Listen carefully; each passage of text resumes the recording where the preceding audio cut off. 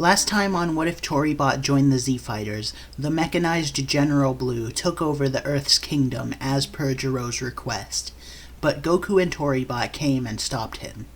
As thanks, the Pilaf gang offered them and their friends special government jobs as well as government land to live on.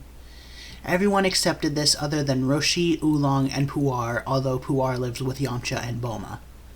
I'll just hop into the story right now with one note.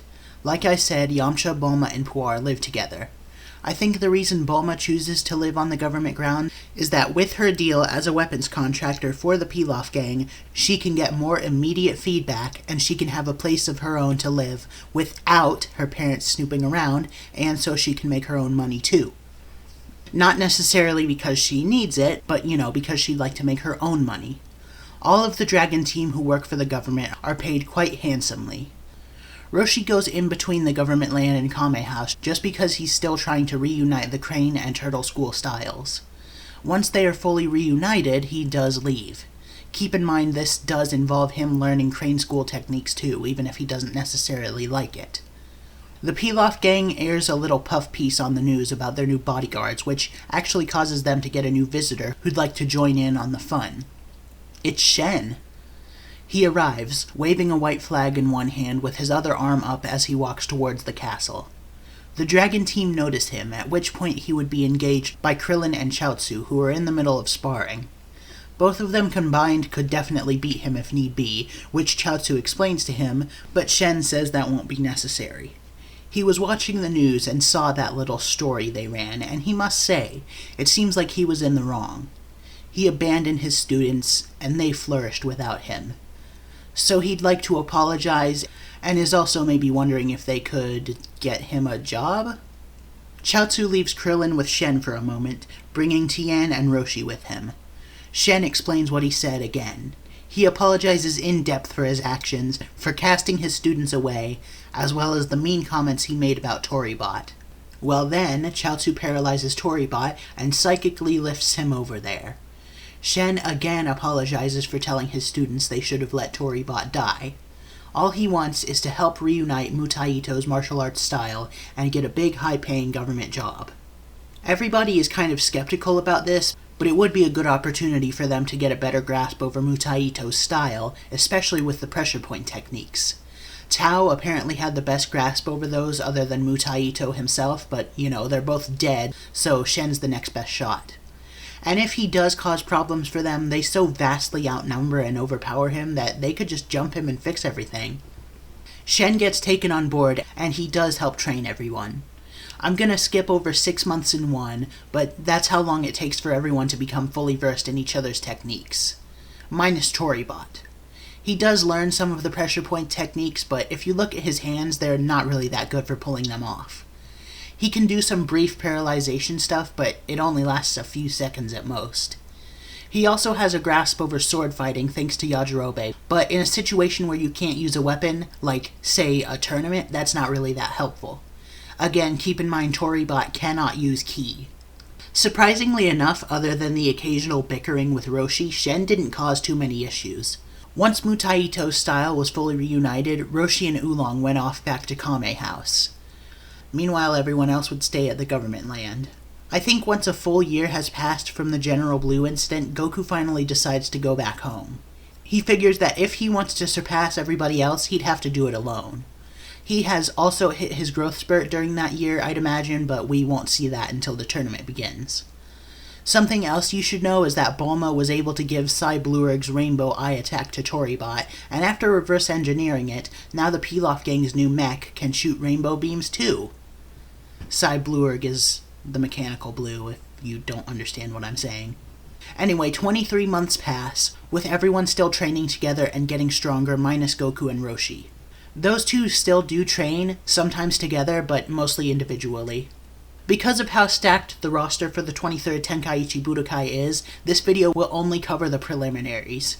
Let me point out the full roster to you.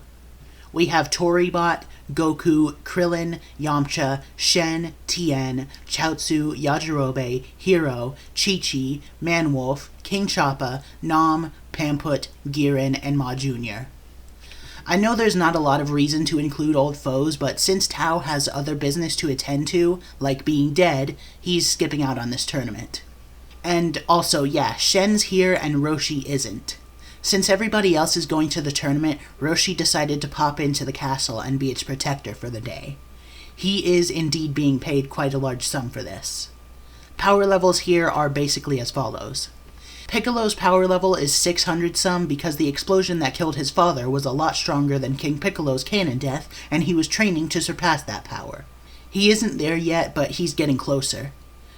I should also point out to you, I never mentioned Piano dying. You know what I'm trying to say? Piano found Piccolo and raised him here. But that's not really significant for his power because Piano doesn't fight. I'm just mentioning it right now because it's convenient. Goku is at 536, which is a number I just pulled out of my ass, but he got that strong because he trained to surpass Toribot, has his tail, and was already 416 in canon. Toribot himself is at a power level of 500, but again has new abilities plus his old. Tien is somewhere around 486, having trained up so well with everyone else. Yamcha's at 450.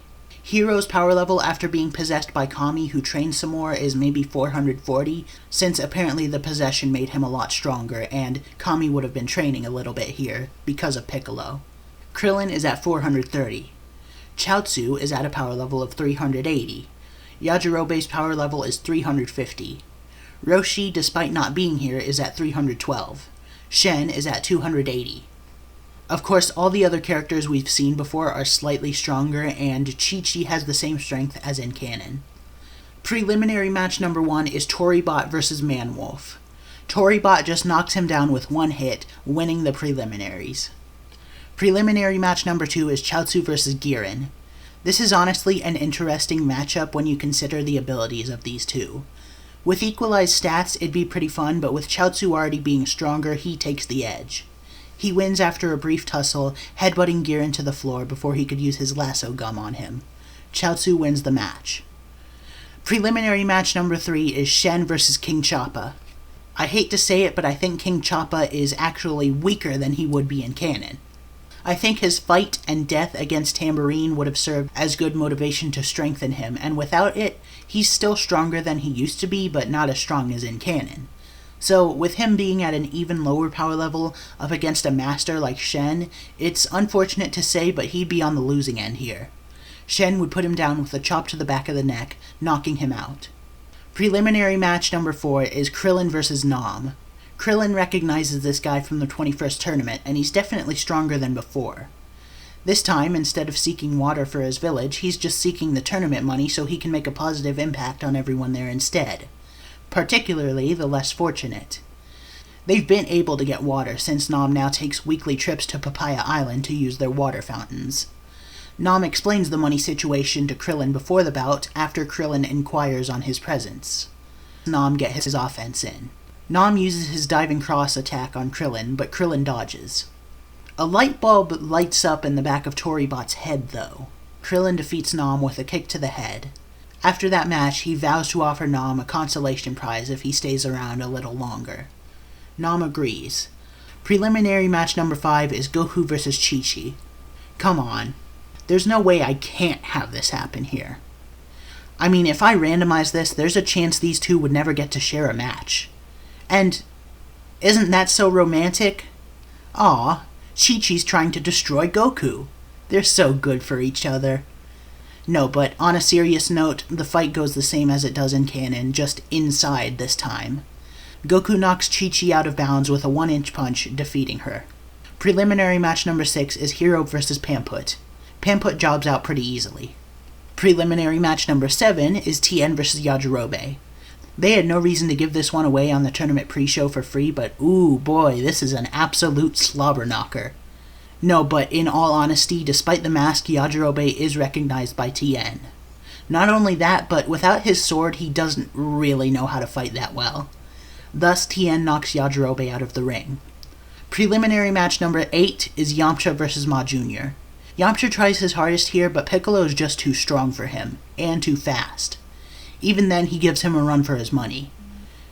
Yamcha reveals to everyone a new technique, the Spirit Ball. Not just one, but two of them. As he directs them towards Piccolo, he responds with a Mako Sen. The spirit balls slide around his blast, making it so all the attacks hit their targets. Yamcha is forced onto his back by the Mako Sen, but Piccolo was only staggered by the spirit balls. With Yamcha down, Ma Jr. is declared the winner. Please keep in mind that in the preliminaries, all it takes to win your match is knocking your opponent onto their back. This is what was shown in the manga. So the quarterfinals matches will be as follows: Toribot vs. Chaozu, Shen vs. Krillin, Goku vs. Hero, and Tien vs. Ma Jr. I know I'm not covering the main tournament itself in this video, so you might be confused as to why there's still runtime. Remember how I said Tao being dead causes him to miss the tournament? Yes, that's still true, but that's not the sole reason. Tao's body has been mechanically reconstructed by Dr. Gero using his remains, which is really just his skeleton. But how did he get that? Well, remember when Bora went on that hunt for the Dragon Balls with the rest of the Dragon Team? Yeah, that left Appa alone. And while he was stronger, he couldn't fend off General Blue. So, not only did Blue get Tao's skeleton, but he also brought along the unconscious Appa. Bora, of course, noticed and understood the absence of his son when he got home, but he didn't know where he was or why he was missing. But Appa isn't dead either. He too was turned into an android.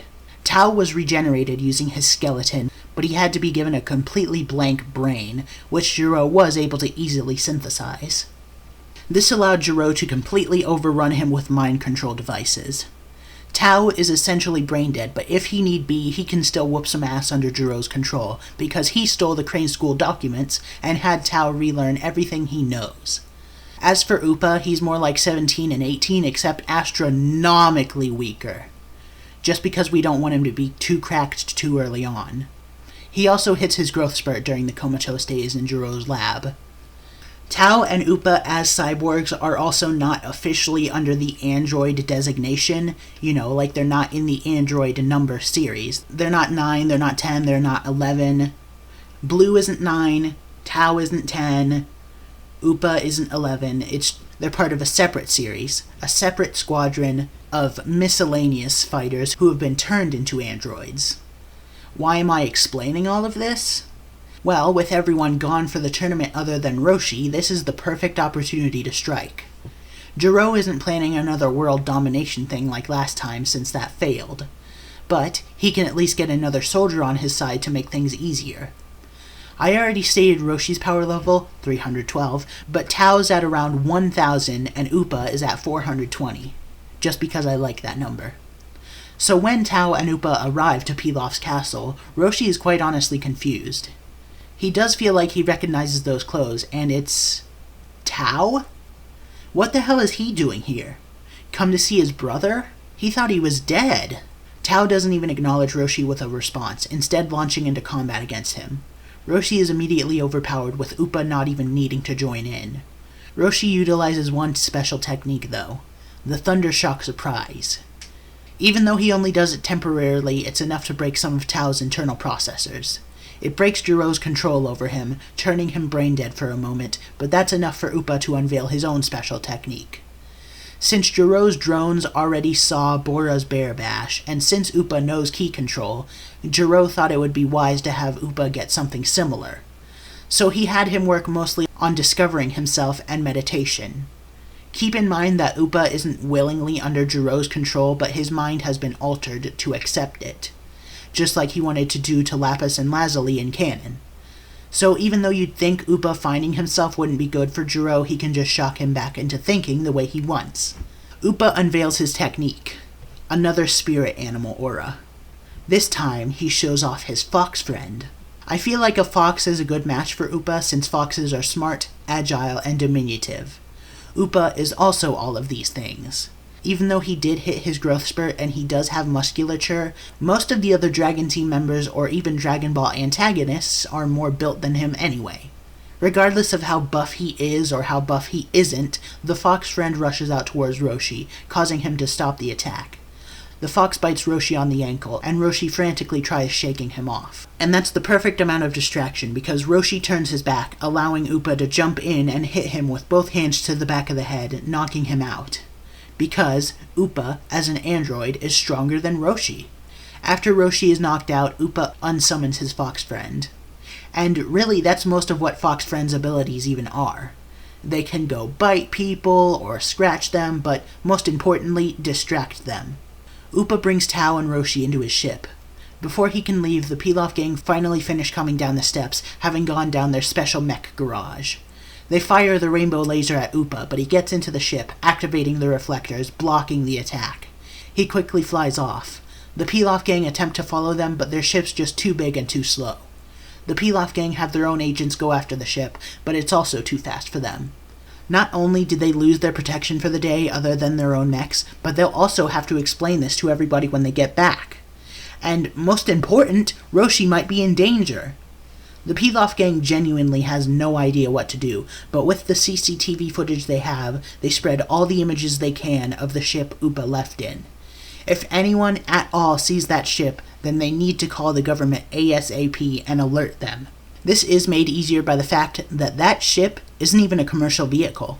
By the time that broadcast goes live, though, the ship's already back at base. And with so many people watching the tournament too, it's kind of a bad prospect. With Roshi starting to develop a dangerous nitrous addiction thanks to Jiro, this is where we'll leave off for now.